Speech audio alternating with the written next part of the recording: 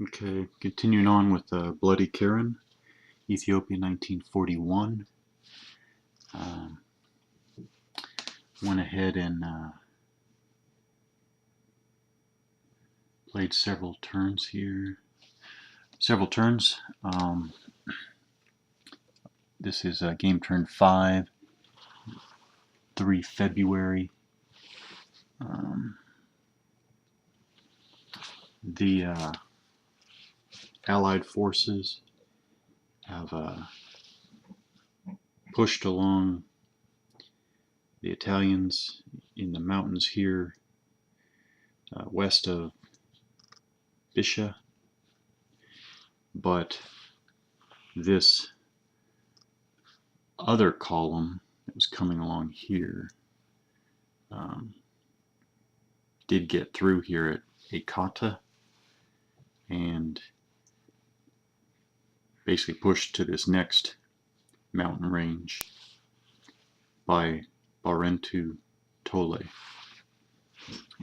And in the south, this last column going through Hager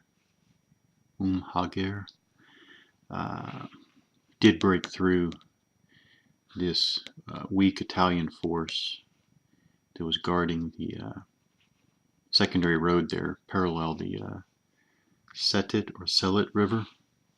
So the Allied forces have broken through there. Now they're free to either continue on east or even turn north and link up with that central column there. The Italians have gotten some reinforcements and have basically been racing their reinforcements to the front. They're still moving these units west to the front. When the Keren forces were released, they basically headed right down the center through Agordat to get into the fight in the center here. Already had some losses.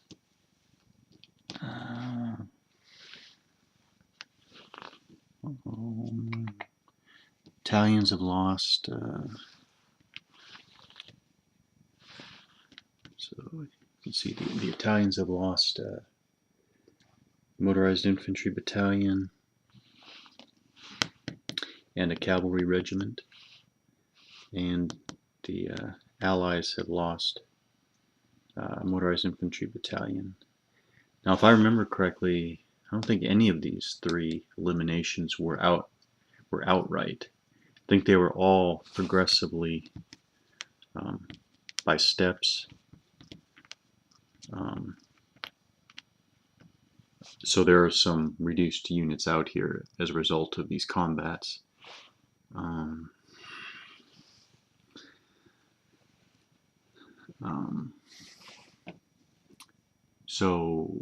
So far there definitely seemed to be, a distinct attritional element to the fighting, which is good.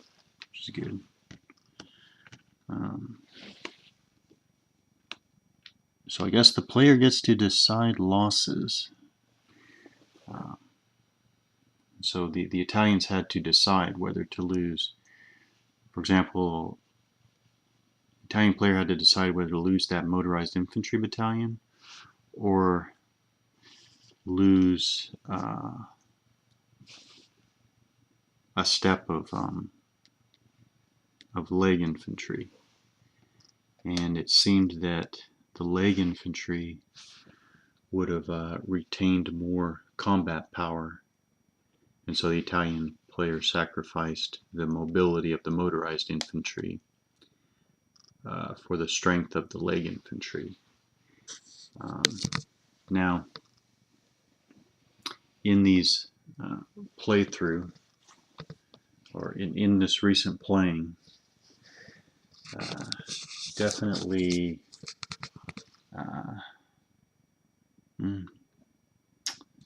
learned some things about the rules, clarified some things about the rules. Now I'll tell you, pretty much all of it I like. I like the details. So in a kind of in a broad sense, is this a simple game? It is a simple game in a sense, which I can explain in just a moment, but it's not a beginner game. It's not a beginner's game. So simple means, yeah, the sequence of play is basically, a fairly simple, check for supply, check for reinforcements. You have the unusual thing about, the Italian irregular switching sides. Then you basically have movement and combat. In that sense, it's simple. Combat procedure itself, fairly simple.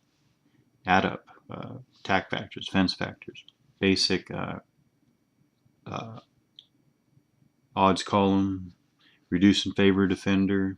There aren't even very many combat modifiers to track. So in that sense, simple. But I would say not a beginner's game, because actually there are quite a number of important exceptions and details that just doesn't make this a beginner's game. So let me real quick an example of what I'm talking about. Important, you know,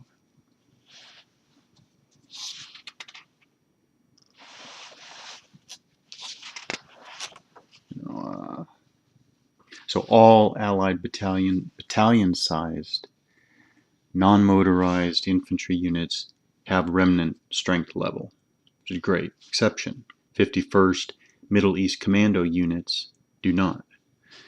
A retreating unit may never enter a hex occupied or controlled by enemy units. Makes perfect sense.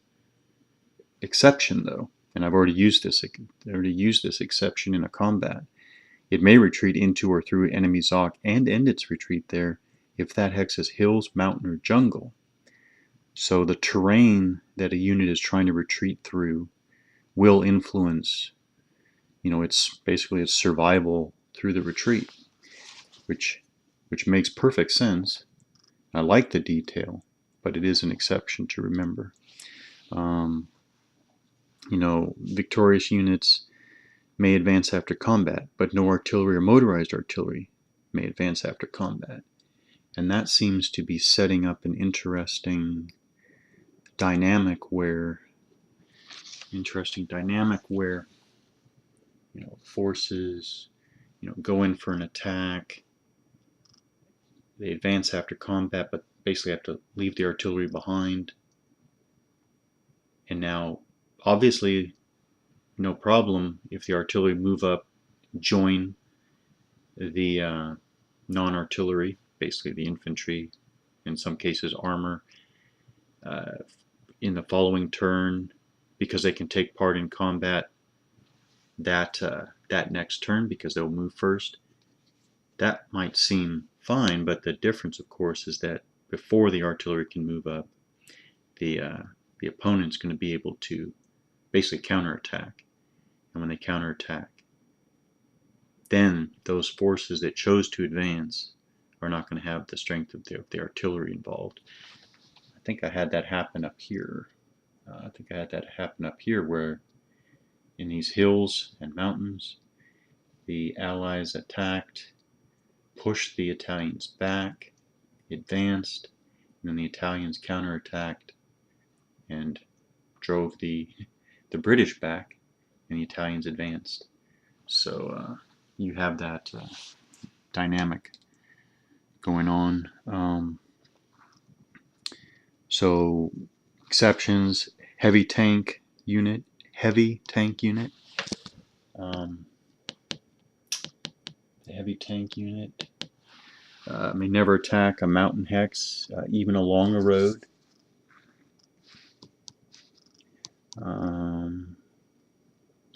Okay, Allied air support. When I was looking at using Allied air support, before. I was considering when to use it.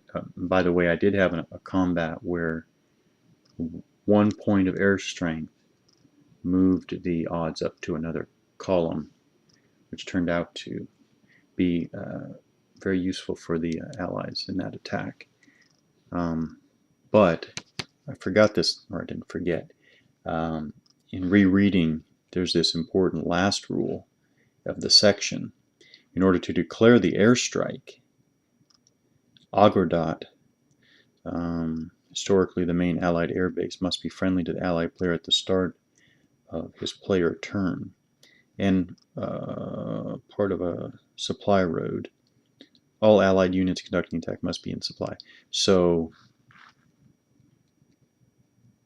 the Allies don't have the option to use that airstrike early on until they've seized Agordat in the center here, almost in the center of the map, on the way to Keren there, which is fine. You might as well leave the airstrike for a very important high odds attack, which should come later in the game. But there's no option for the Allied airstrike before Agordat is under Allied control. Just one more example. One more example of the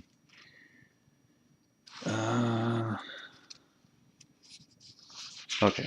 All right, that's enough of the except. There are exceptions. There are important exceptions throughout the rules to pay attention to. So now I want to go through some rules, some points and details of the rules that I found relevant in the recent playing. And I'll comment as I go. So armored units are prohibited from entering, exiting, or retreating from mountain hexes unless doing so across a hex either intersected by a road. That seems to be significant because you don't want to, I think, you don't want to have your armored units trapped in a combat situation where they're forced to retreat in such a way that they're not able to because of mountain hexes and roads. But I also like that detail.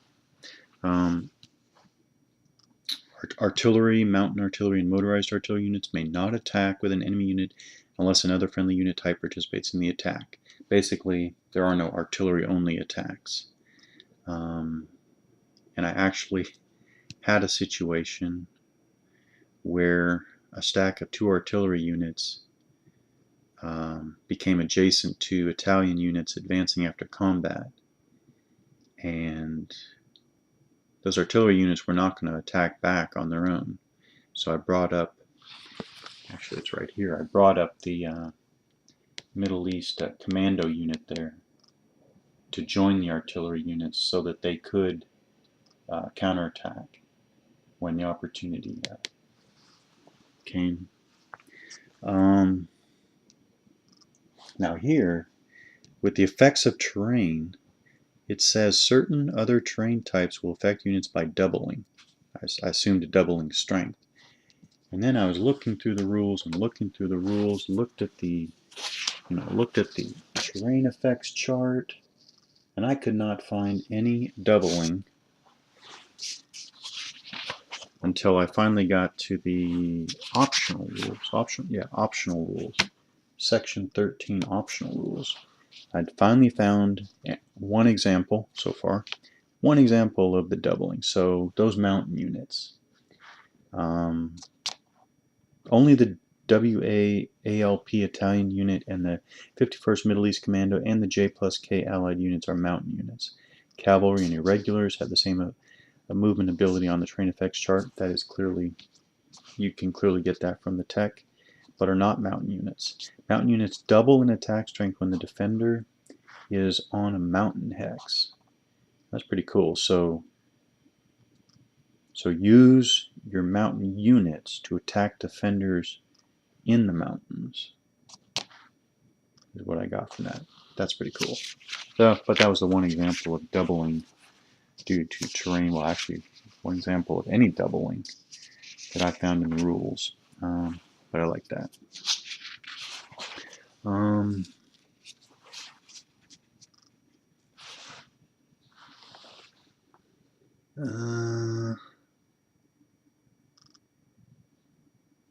don't know why I highlighted that, but the different main road, secondary road, and trail cost values have really impacted play quite a bit. How quickly units can move around, obviously. I already talked about all Allied battalion-sized non-motorized infantry units have a remnant strength level, exception 51st Middle East commando units. Definitely found that the first time I went to make sure I was leaving remnant counters as needed. Okay, and again, I said that already applied the idea that due to certain types of terrain, units can retreat through enemy ZOCs and end their retreats in ZOC. That really makes hills and mountain fighting very unique. Basically, with all these little details, fighting in the hills and mountains, of which, of course, there's a lot. All right, makes the hills and mountain fighting very distinct from all the other fighting. It's very interesting, and it has really, really allowed the Italians to defend much better than I thought they were going to be able to. This is another very important rule detail that I almost missed. A unit is not required to retreat from a mountain or hill hex. So this again is another distinction of the hills and mountains combat as a result of combat, regardless of whether attacking or defending. So that's important. An attacker can also get a retreat result, and that attacker can choose, if on mountains or hills, to not retreat. If combat results calls for retreat and the effective force does not retreat, then that force must lose one additional combat strength level. So the player can choose basically to sacrifice a combat strength level for not retreating. And I mean, considering the nature of the fight here, that's significant. I already talked about the fact that the artillery and motorized artillery are not going to be advancing with other victorious units in combat. All right, supply routes. The details here, supply routes are a line which I take cannot be longer than 4 hexes in any case to a supply road. And here's another nice detail, which makes sense actually. So a friendly supply road is any network of connected friendly roads, including trails, which is free from enemy ZOC and which leads to a friendly supply source. However, a supply road for an armor, heavy armor, artillery, mountain artillery, or motorized artillery cannot include a trail. I really like that detail. So basically, supply lines with respect to the roads are distinct for units basically that have heavy supply requirements. So all those unit types, which you would think would have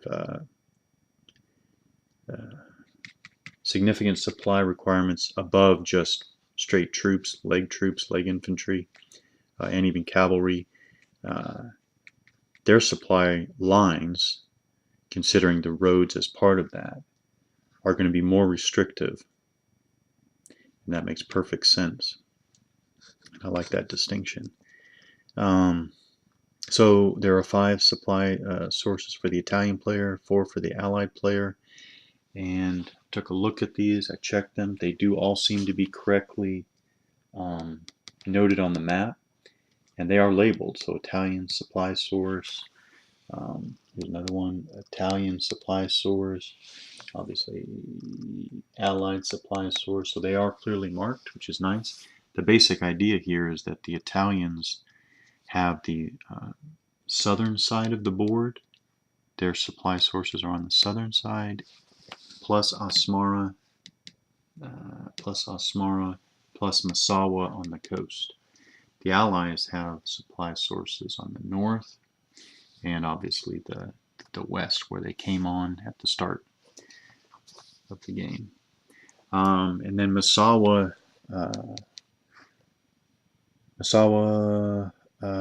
may be used by Allied player once captured.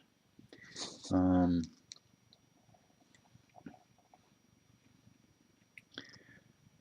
then there's some distinction between which supply sources can start or restart providing supplies if recaptured.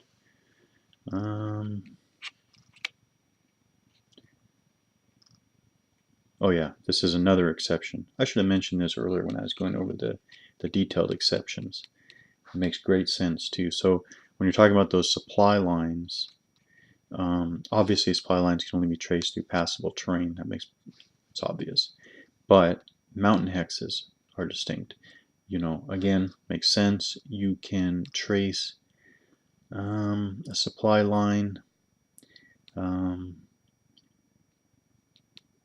starting a mountain hex or ending a mountain hex, but not, which includes a road, but not through a mountain hex.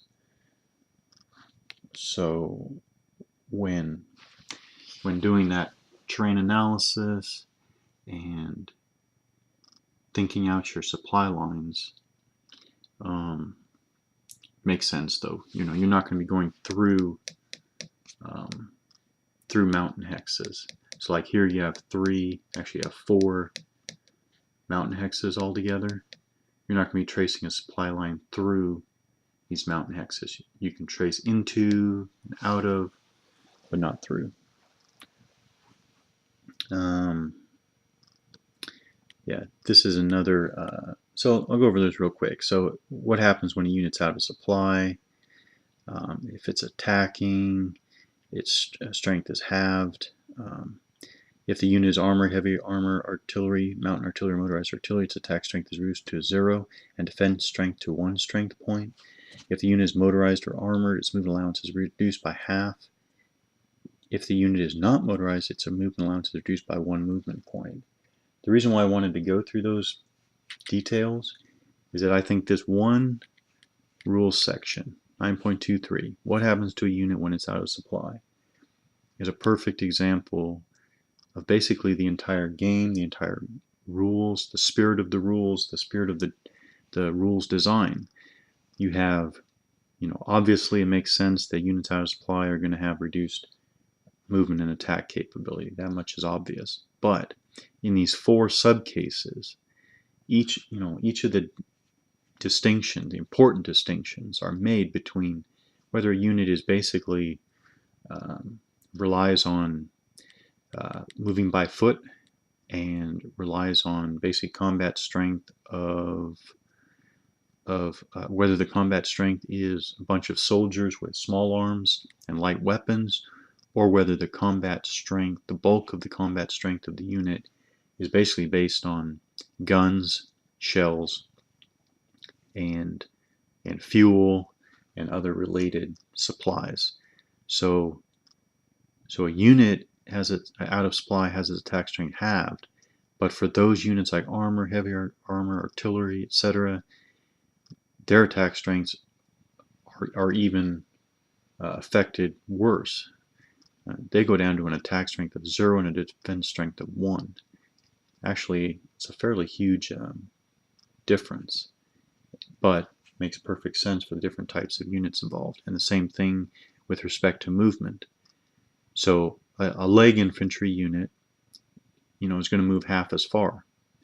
I'm sorry, reverse that. A motorized unit or armored unit is going to move half as far. You can think, okay, that makes sense. Reduced oil levels, they would still have fuel with them. But a leg unit is not going to be reduced in the same sense. I'm pointing this out because I like this distinction, and it makes no sense to have some type of across the board, units are out of supply, so they automatically move half as far. It doesn't make sense for a leg unit, infantry battalion, being out of supply and moving half as far. That type of, brute, somewhat simplistic, whatever you want to call it, design for effect, whatever, just doesn't sit well. It sits much better for me that, a leg unit is going to be able to survive with respect. Actually, leg units in general are not going to be as devastated by being out of supply as your armored and artillery type units. And that obviously can figure into your planning, your movement, maneuver, and combat. Here's another. This has now come up. I've now in the 5th turn of the game, the issue of the garrisons. Here's the Wolcate area right here with the garrison, and then over here the Tigray area, clearly marked. Don't forget, clearly marked. But these two regions, there's Eritrea up here. Eritrea is the bulk of the map, but the two smaller regions, Wolcate and Tigray, what to do with the garrisons, has come up. So what's interesting is that, and this again is kind of something of the spirit of the rules. These are not treated the same, similar but not the same.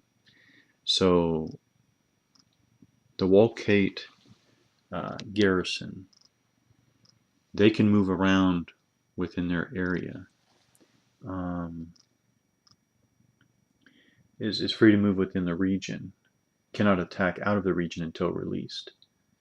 But the Tigray garrison is different.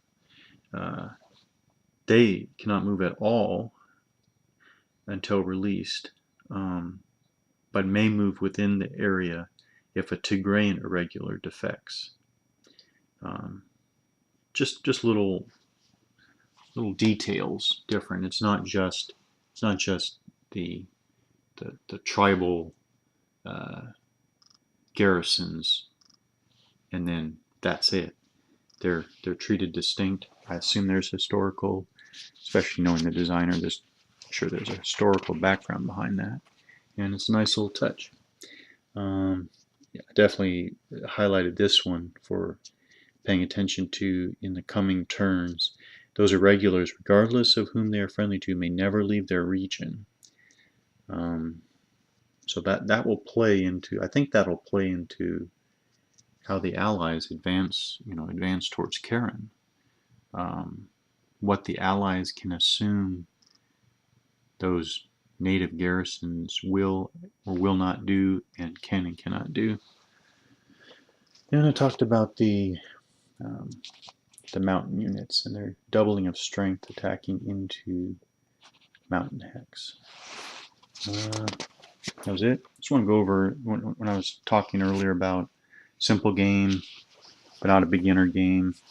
The rule book makes it look like it's 12 pages. Not really. I mean, we're talking a complete title page. That's page 1. So go through 2 pages of charts and organization sheets in the center. So that's 3 pages off of the rules.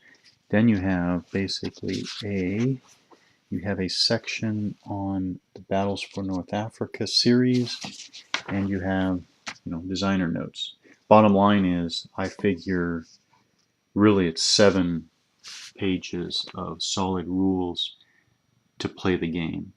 And as I've talked about in those 7 pages of rules, which are quite good for a especially for a magazine war game, but quite good. Very useful for really getting into the game. Those rules have important little exceptions that make sense, and they do influence each side's planning, operations, and tactics. So definitely enjoying the game. We'll continue on with this, and looking forward to going up the ladder of von Borey's designs. I've got Blitzkrieg in the south, and I do have a couple of the Barbarossa titles. I see Crimea and Kiev to Rostov. So definitely enjoying this.